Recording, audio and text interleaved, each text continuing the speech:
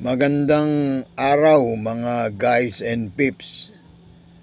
Ngayon po itutuloy natin yung pagbibigay ng impormasyon dito sa mga kabataan na malaman nila yung mga naging coins nung araw nung hindi pa sila tao.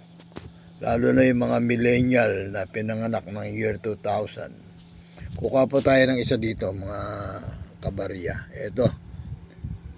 Yan po natin ito sa malapitan. Pasensya na po. Ito po ay isang commemorative coins. Nakalagay po rito, ika-100 taong kaarawan ni Jose P. Laurel. Andun po yung pangalan niya kung hindi nyo naanino sa may ilalim po ng kanyang baba. 1897 po ba ito? O 1 hanggang 1991. So 100 taon nga po. Pasensya na po't medyo malabo ang ating mata.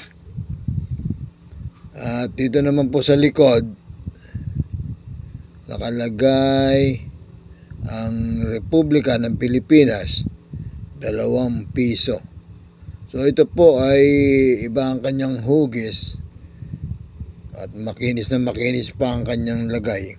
Isa pong commemorative coin ni Jose P. Laurel. Ayun po yung kanyang pangalan. Ayun, sa baba.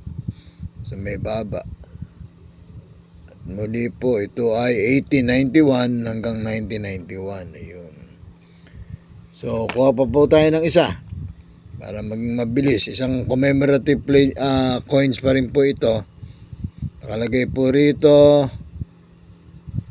ay ano ba nakalagay? Ayun, ika-400 taon. Ayun po, 400 po. Ito sa may aking daliri. 400 taon ng Antipolo Rizal. Mula rin ng 1591 hanggang 1991. So 400 years po.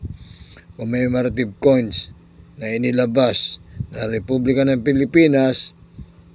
Ito po ay piso. Ayan. So 1991 commemorative. Dalawa po itong pinesend natin ngayong gabi. So sana po ay nakapagbigay tayo ng impormasyon doon sa mga kabataan natin. Marami pong salamat.